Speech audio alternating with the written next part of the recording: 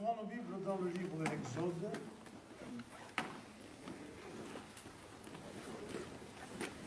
Très facile, deuxième livre de la Bible.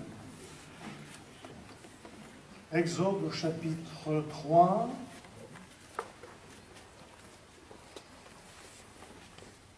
Verset 1er.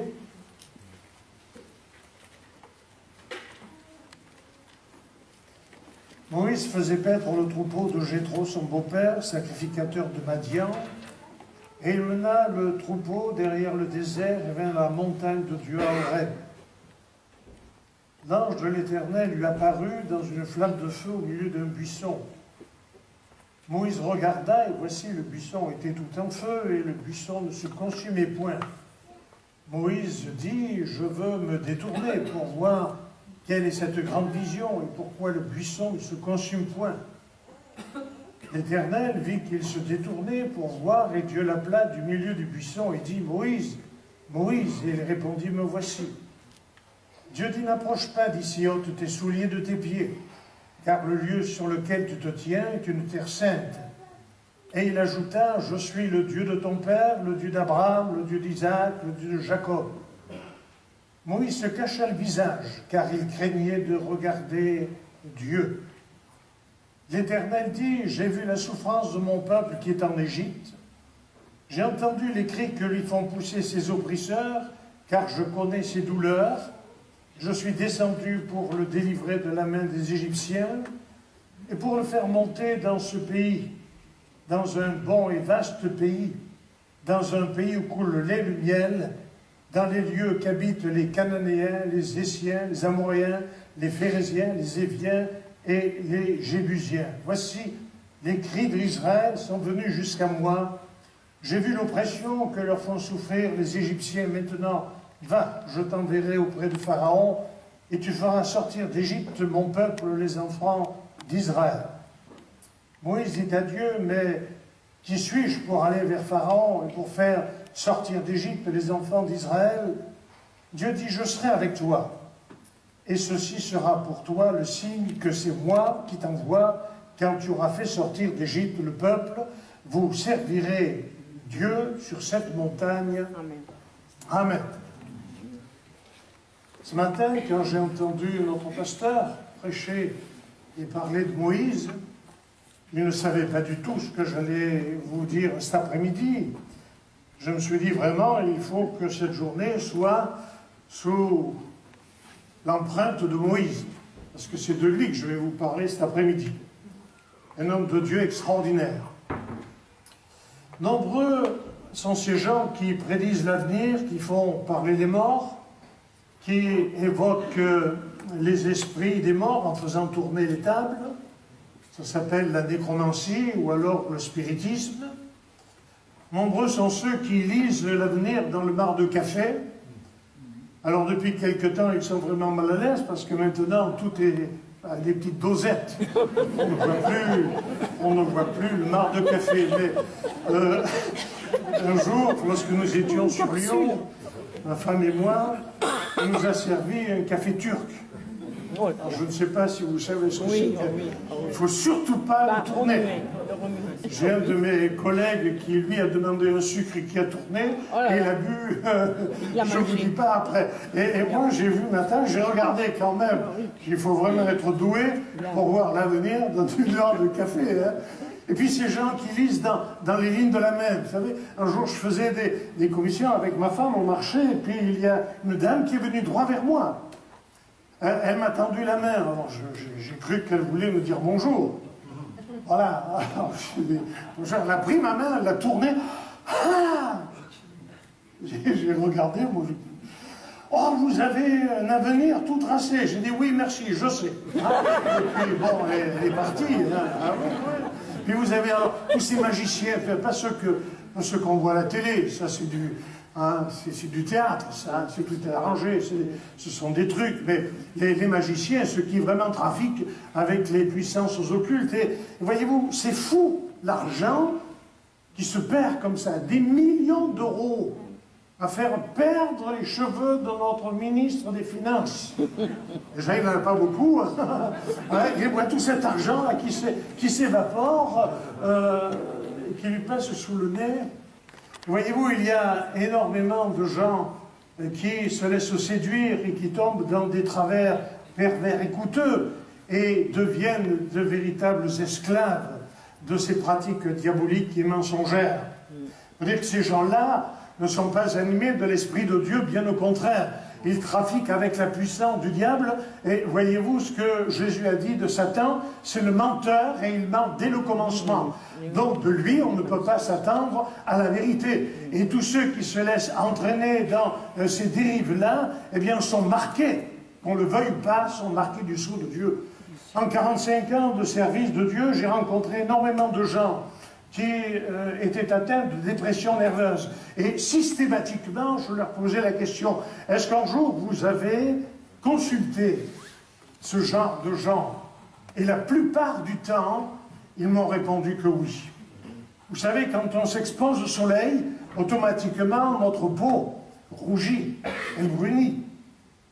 Quand on s'expose au diable, systématiquement, il y a une marque qui reste. Il ne faut pas croire que, en pratiquant ces choses-là, on va en sortir indemne. C'est archi faux. Ma femme, un jour, travaillant avec des personnes âgées, a eu la surprise de voir une dame dont elle s'occupait.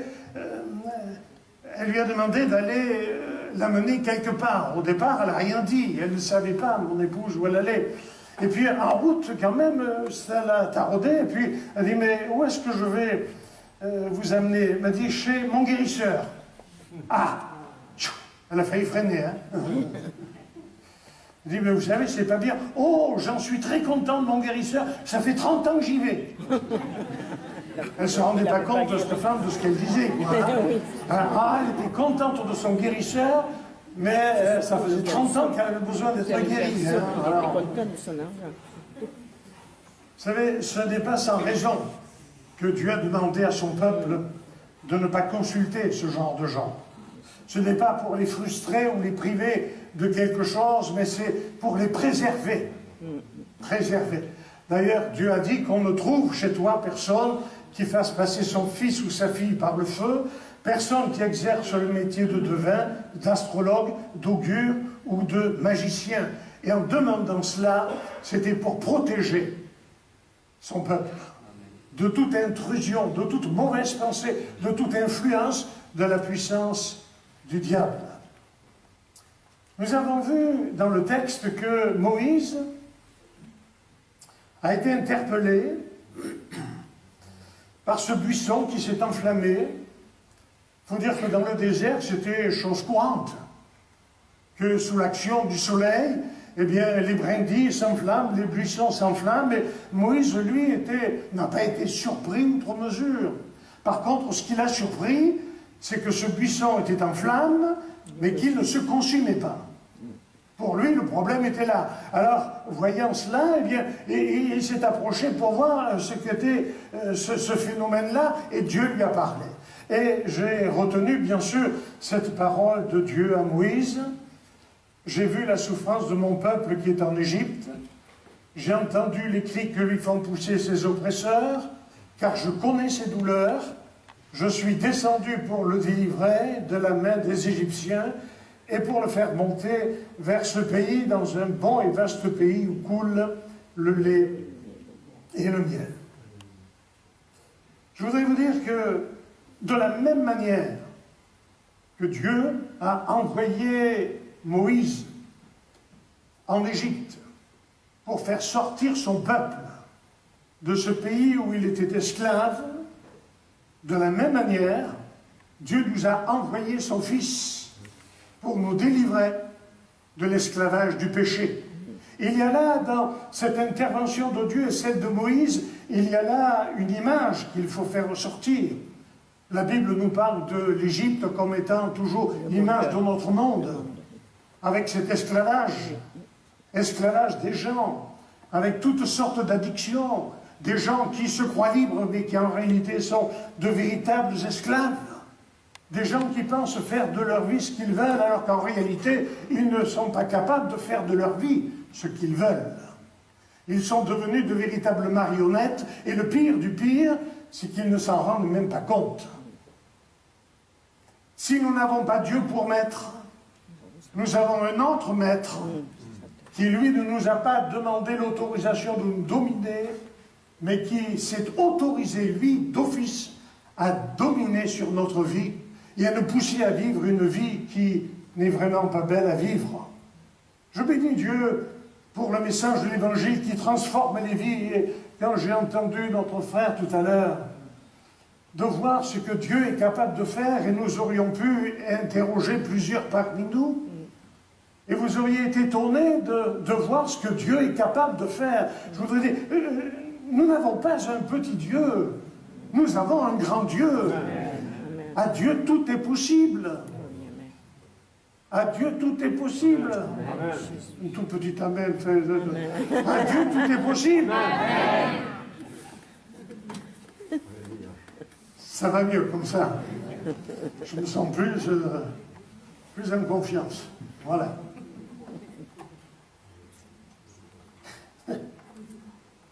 Moïse, quand il a entendu la parole de Dieu, il s'est senti un petit peu petit. Il a dit, mais qui suis-je, moi, pour aller trouver Pharaon, pour lui dire, laisse aller mon peuple dans le désert pour qu'il loue l'Éternel. Il va m'envoyer promener. Enfin, il n'a pas dit ça, mais en fait, c'est ce que ça voulait dire. Hein. Dieu lui dit, non, mais vas-y, parce que j'ai vu la souffrance de ce peuple. J'ai entendu les cris, je connais son oppression. Alors tu vas aller vers eux. Et dans un autre verset, Dieu dit à Moïse, quand tu iras vers ce peuple, pour le peuple, tu seras Dieu. Et au travers de toi, ils verront Dieu. C'est quelque chose d'extraordinaire. Quand ils te verront, ils verront Dieu. Et là, je m'adresse à tous les chrétiens. Quand nous avons affaire à des gens, est-ce qu'ils voient Dieu au travers de nous? Grande question. Ce n'est pas à vous de me répondre. C'est à Dieu qu'il faut répondre.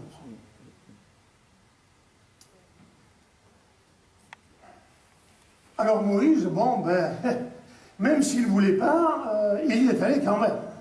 Il a dit non, Dieu a dit si, non, si, tu vas y aller. Ah, oui, mais j'ai la langue embarrassée. Alors, souvent on a pensé que Moïse était bègue. Non, ce n'est pas du tout cela. Il dit, j'ai la langue embarrassée, oui, pourquoi? Parce qu'il a été élevé par les Égyptiens. Et il n'était pas très au clair sur la langue des Hébreux. C'est pour cette raison, il a eu quand même quelques réticences, mais Dieu lui dit, ne t'en fais pas, il y a Aaron qui arrive, c'est pas le fait du hasard, hein, car Dieu avait tout conduit. Et voyez-vous, quand Dieu prend les choses en main, il les prend bien. Quand Dieu prend les choses en main, il les prend bien. Ah, bon. Et voilà que Moïse va aller trouver Pharaon. Alors, si vous avez l'occasion, bien sûr, de lire le livre des Actes au chapitre 8, vous allez voir tout ce qui se passe. Mais nous allons détailler cela, parce que les premiers personnages dont je vous ai parlé tout à l'heure, Moïse va les rencontrer. Et ils s'y sont mis à plusieurs pour s'opposer à lui. Alors, je vous ai fait une petite vidéo là. Ce fut 10 miracles accomplis par Dieu.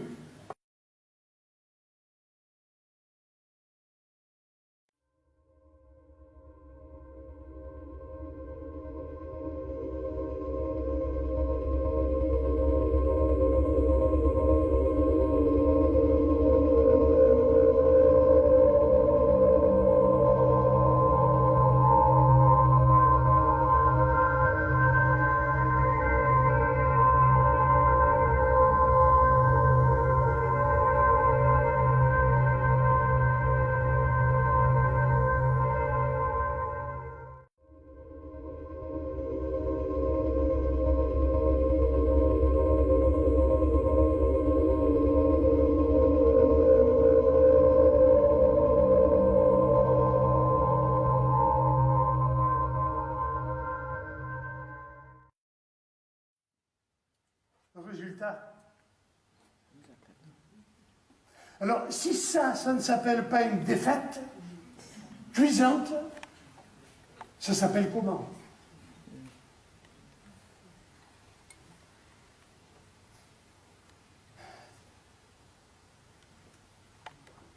Vous savez, l'auteur de l'Épître aux Hébreux a dit: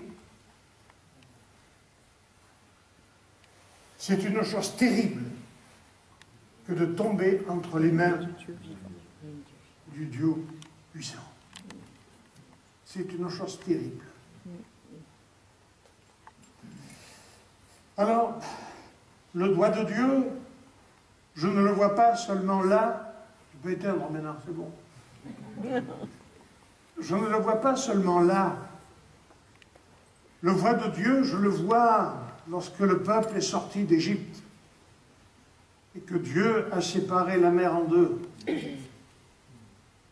Le doigt de Dieu, je le vois de telle manière que ce peuple a pu traverser la mer à sec. Alors quand vous regardez le film Les 10 Commandements, vous avez une poignée de 300, 400, allez, 500 personnes. Mais en réalité, il y avait 3 millions de personnes. 600 000 hommes, sans compter les femmes et les enfants, et tout le bétail. Et Dieu a permis que tout ce monde-là puisse traverser en une nuit cette mer. Il a fallu écarter la mer de 5 km de sang pour que ces gens-là puissent se passer en rang de sang. Si ça, c'est pas un miracle de Dieu, ça s'appelle comment? Le doigt de Dieu, je le vois dans ce peuple qui traverse le désert. Il fallut lui donner à manger, Dieu lui a donné à manger. Dieu a envoyé la manne tous les jours. Dieu lui a envoyé des cailles. Dieu a permis qu'il y ait à boire. Et ça, mes amis, pendant 40 ans. Et la Bible nous dit que pendant 40 ans, le peuple a tourné dans le désert. Leurs chaussures ne se sont pas usées. Leurs vêtements ne se sont pas usés. En ce temps-là, c'était pas bon d'être tailleur. Couturier, ça servait à rien. Ou chausseur, ça servait à rien.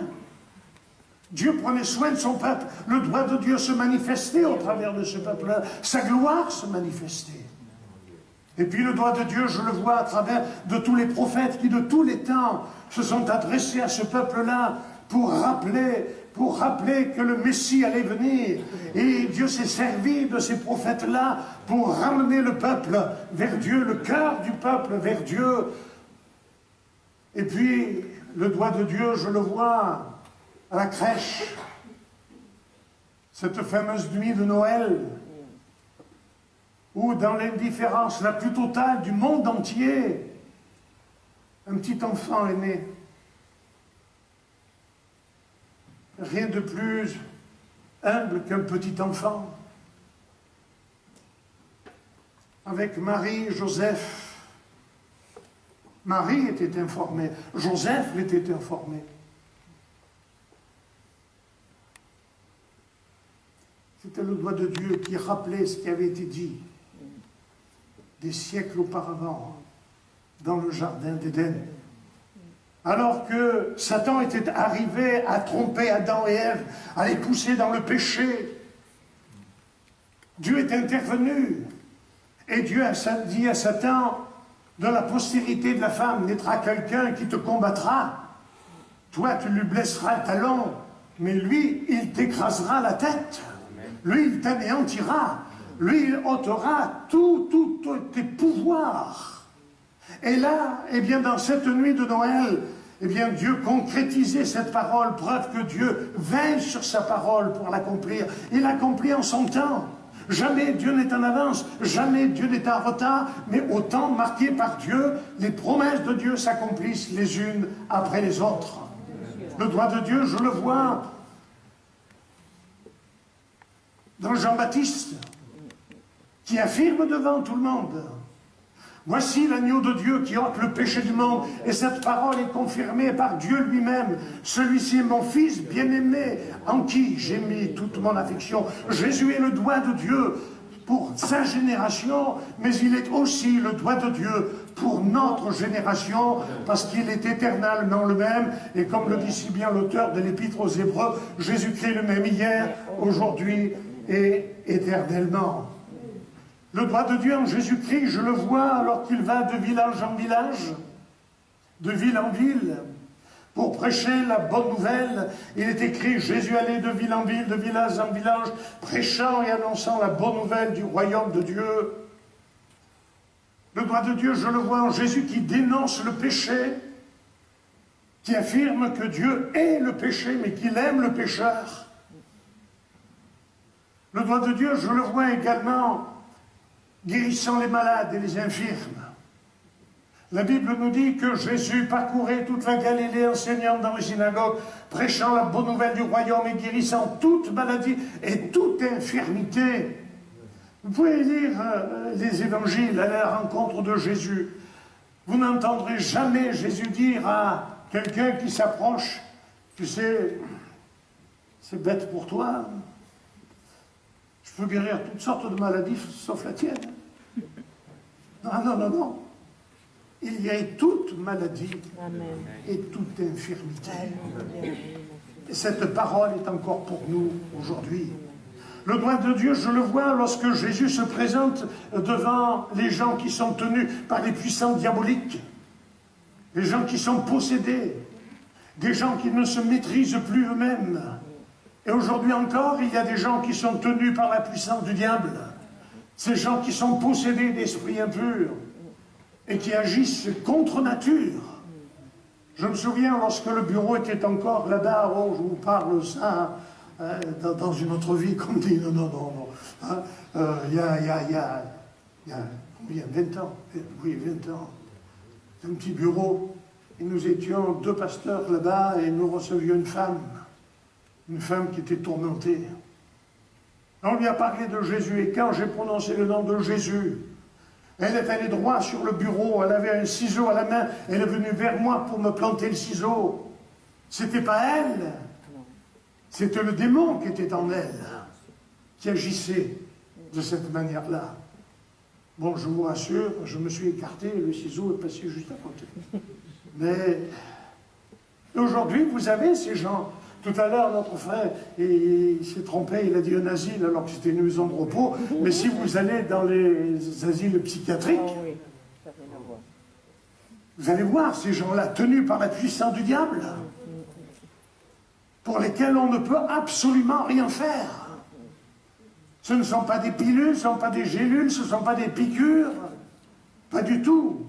Pour quelle raison? Eh bien, tout simplement parce qu'ils sont animés de l'esprit de Satan à l'intérieur d'eux-mêmes. Et contre l'esprit de Satan, il n'y a qu'une parole, il n'y a qu'un mot. C'est le nom de Jésus. Il n'y a que ce nom-là qui est capable de faire fuir les démons. C'est ce nom-là qui est seul capable de rendre libres les opprimés.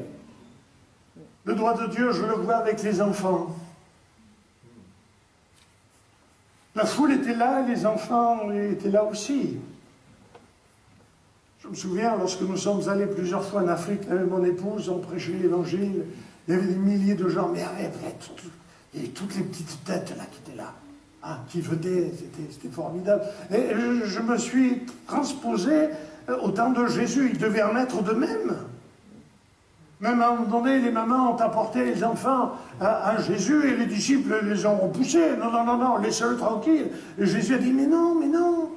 Laissez venir à moi les petits-enfants, ne les en empêchez pas, car le royaume des cieux est pour ceux qui leur ressemblent. Et je le vois, mon Seigneur, je le vois s'approcher des enfants avec un sourire, non pas avec une tête fermée, pas du tout, mais avec un grand sourire, une parole pour l'un, une parole pour l'autre. Poser sa main sur la tête de ces enfants-là, ça c'est le doigt de Dieu qui aime tout le monde, qui aime le plus grand jusqu'au plus petit. Et je voudrais te dire, toi, tu es aimé de Dieu de la même manière. Le doigt de Dieu, je le vois en Jésus qui s'approche des malheureux, qui s'approche des gens de mauvaise vie, comme on disait en ce temps-là, qui s'approche des pécheurs. Oh, il a été critiqué. Oh, on a dit de lui, il va manger avec les gens de mauvaise vie. C'est-à-dire, il est comme eux. Il n'est pas digne de confiance. Imaginez, il va discuter avec les prostituées, il va discuter avec tous ces gens-là qui trafiquent. Mais oui, mais comme Jésus a dit, ce sont les malades qui ont besoin de médecins. Ce ne sont pas ceux qui se portent bien. Alors ces gens-là, ils en avaient autant besoin, sinon plus. Mais eux, c'était des propres justes, vous savez, c'était moi, le religieux. J'ai besoin de rien, de personne. Le doigt de Dieu, je le vois dans le jardin de Gethsémane. Où là, il va y avoir un combat ultime. Où Jésus sait très bien que pour lui, à l'horloge de Dieu, les 12 coups sonnaient. Jusque-là, il a dit, mon heure n'est pas encore venue. Il a dit maintes fois, mais là, il sait que son heure est venue. Déjà la veille, il en a parlé à ses disciples. Au moment où ils étaient ensemble dans la chambre haute et qu'ils ont rompu le pain ensemble, ils ont partagé la Pâque. Jésus leur a dit, je vais être livré entre les mains des Juifs. Et même si Pierre s'y est opposé, il a dit, oh, qu'à Dieu ne plaise, cela ne t'arrivera jamais. Mais oui, mais c'était cela. Et Jésus le savait. Et là, dans le jardin de Gethsémane, le poids était tellement lourd, le combat était tellement dur à mener, que sa transpiration est devenue comme des grumeaux de sang. Ses vaisseaux ont éclaté sous l'impulsion du mal, du poids, du péché de l'humanité. C'était un combat terrible qu'il a mené là. Mais le doigt de Dieu s'est manifesté là, et je bénis Dieu pour le jardin de Gethsémane.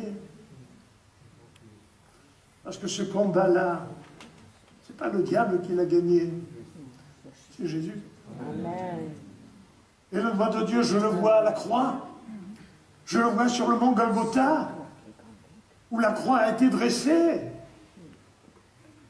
Et là, sur la croix, l'apôtre Paul a été très clair, très explicite, écrivant aux Colossiens, il va dire, Jésus a effacé l'acte dont les ordonnances nous condamnaient et qui subsistait contre nous.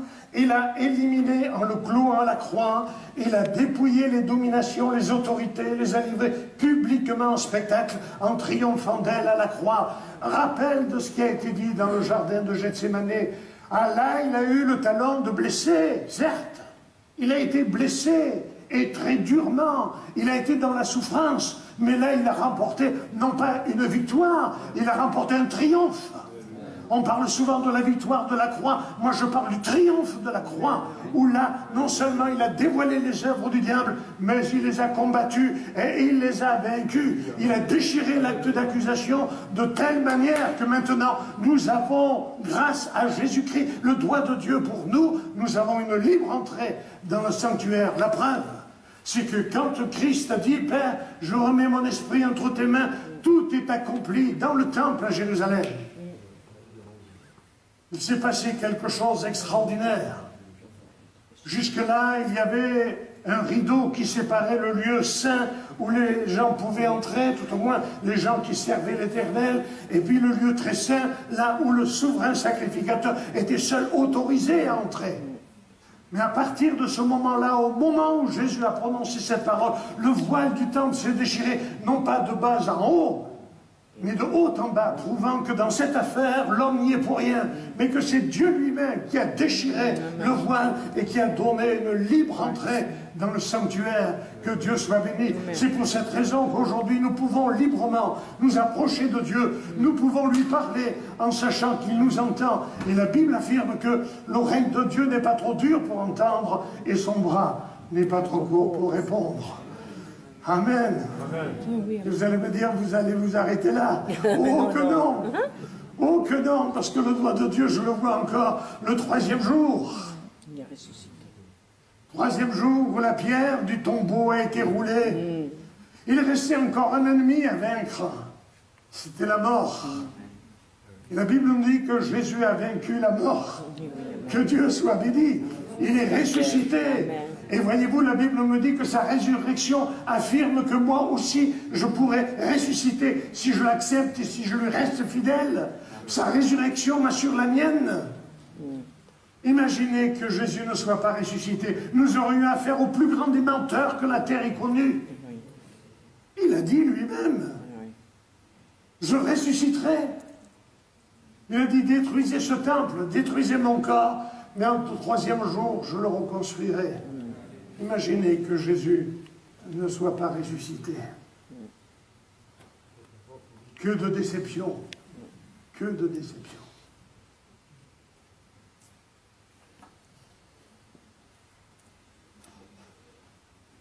Mon Seigneur est vivant. Amen. Il règne de toute éternité. Et ceux qui croient en lui et qui l'ont accepté comme Seigneur régneront aussi avec lui. Lui, le doigt de Dieu. Ah, les magiciens ont eu raison de dire c'est le doigt de Dieu. De toute façon, ils ne pouvaient pas dire le contraire. Alors, ne nous laissons pas impressionner par ce qui n'est pas le doigt de Dieu. Laissons-nous impressionner, par contre, par celui qui, pour nous, a tout quitté, qui a quitté son ciel de gloire, pour venir sur la terre des hommes. Moïse pouvait dire, toi dont les cieux des cieux ne peuvent contenir la gloire et la présence, quand on pense que ce Dieu-là a accepté de tout quitter, cette gloire, pour venir sur la terre des hommes, un homme de douleur, habitué à la souffrance, semblable à celui dont on détourne le visage, celui qui a été considéré comme puni, frappé de Dieu, humilié. Et pourtant, Isaïe, le prophète, va dire au chapitre 53, cependant, il s'est chargé de nos péchés, de nos iniquités. Le châtiment qui nous donne la paix est tombé sur lui. C'est par ses meurtrissures que nous sommes guéris. Le doigt de Dieu agit encore aujourd'hui. Si vous permettez, en conclusion, je voudrais simplement vous conter une expérience que nous avons vécue, mon épouse et moi. Dans nos voyages en Afrique, je ne pourrai jamais oublier cette petite ville de Gambomi. Reculée dans la brousse, difficile d'accès, 3/4 d'heure de piste. Quand, si vous avez besoin d'un kiné, de kinésithérapie, vous prenez un 4x4 de brousse et vous allez faire 3/4 d'heure de piste. Vous n'aurez plus besoin de kiné à l'arrivée. Quand nous sommes arrivés là, il y avait une mission de 5 jours. Et tous les soirs, il y avait des milliers de gens, il y avait des guérisons, et les gens venaient nous trouver après. J'étais malade et Dieu m'a guéri de ceci, de cela. Et j'ai dit, mais il faut en parler. Il faut le dire, il faut rendre témoignage. Oh là là, on ne peut pas. Comment on ne peut pas? Parce que si jamais on le dit, les sorciers ils sont là et vont nous rendre plus malades que nous étions auparavant. J'ai dit, écoutez, si vous avez accepté Jésus dans votre cœur, vous ne risquez rien. C'est un message qui n'était pas facile à passer pour ces gens qui avaient 30 ans, 40 ans, 50 ans de domination des magiciens et des trafiquants. Là. Et puis le dernier soir, j'avais annoncé le thème la veille. J'ai dit, demain soir, je vous parlerai des œuvres du diable. Alors venez le plus nombreux possible. Et même s'il y a des sorciers qui sont là, je sais qu'ils sont là, venez aussi, j'ai quelque chose à vous dire. Et le lendemain soir, c'était la fin de la mission. Il y avait un monde. Et le soir, il y avait un ciel bleu, magnifique. Bon, on avait déjà un signe que ça n'allait pas bien se passer, parce que nos frères africains, ils ont mis le feu à l'enceinte, carrément. On a vu une grosse fumée, je dis, oh là là, ça part mal. Parce que si on n'a plus d'enceinte, ils ne vont plus l'entendre. Hein. Tant bien que mal, ils ont trafiqué, ils ont rajouté des fils, ils ont soudé. Ah, là-bas en Afrique, on n'a pas de problème, on n'a que des solutions. On a commencé à Réunion Et puis quand je suis monté sur l'estrade, enfin l'estrade, les 4 planches qu'on m'avait fabriquées, bricolées, alors je demandais toujours, Seigneur, Seigneur, garde-moi, parce que je ne voudrais pas disparaître pendant la fête de la Réunion. J'ai commencé à prêcher. Et quand j'ai commencé à prononcer le nom de Jésus, il y a des nuages qui sont arrivés, juste à l'endroit où nous étions. Des nuages noirs, un vent terrible. Bon, toutes mes notes sont parties avec le vent, mais ce n'était pas grave, parce que là, j'ai expérimenté quelque chose. Et je ne vous dis pas cela pour... non, pas du tout. Mais à partir de ce moment-là, ce n'est plus moi qui ai parlé. Parce que je ne savais absolument plus ce que je disais. Et ma femme, dans l'auditoire, disait, mais qu'est-ce qu'il dit? Mais qu'est-ce qu'il dit? Je me suis rendu compte que j'étais en train de dire des choses que jamais j'aurais pensé pouvoir prononcer. Jamais! Avec une autorité que je n'ai jamais eue auparavant. Jamais! Et là, il y a eu des éclairs, des tonnerres, ça a été terrible, les gens commençaient à partir. J'ai dit, non, restez là, parce que celui qui est avec moi est plus fort que ceux qui sont contre vous. Et ils sont revenus, on a terminé la réunion, on a prié le Seigneur, il y a eu des guérisons, il y a eu des choses extraordinaires. Le doigt de Dieu s'est manifesté ce soir-là. Et voyez-vous, quand je repense à ça, il y a un verset de la Bible qui m'est revenu et qui me revient. Et je bénis Dieu de m'avoir permis de vivre ce que j'ai vécu ce jour-là, cette nuit-là, parce que ça s'est terminé très tard. Cette parole de Jésus, il a prononcée lorsque les disciples sont revenus d'avoir guéri les malades, chassé les démons. Ils ont dit, même les démons nous sont soumis. Jésus a dit, réjouissez-vous plutôt de ce que votre nom est inscrit dans le livre de vie. J'ai vu Satan tomber du ciel comme un éclair. Ce soir-là, suite à la prédication de l'Évangile, à l'autorité de la puissance du nom de Jésus, j'ai vu Satan tomber du ciel. Et la preuve, c'est que dès que la réunion a été terminée, tous les nuages sont partis. Le vent s'est arrêté. Et puis, il y avait plein d'étoiles dans le ciel. Il y avait ce soir-là un combat, non pas entre moi et les gens qui étaient là, mais un combat entre le doigt de Dieu et le doigt du diable. Et ce soir-là, limite du diable s'est manifestée aux yeux de tous. Et la non-limite de Dieu, l'autorité de Dieu s'est manifestée aux yeux de tous. Et voyez-vous, ce Dieu-là, ce Seigneur-là, il est là cet après-midi. Amen. Nous courbons nos fronts, nous prions.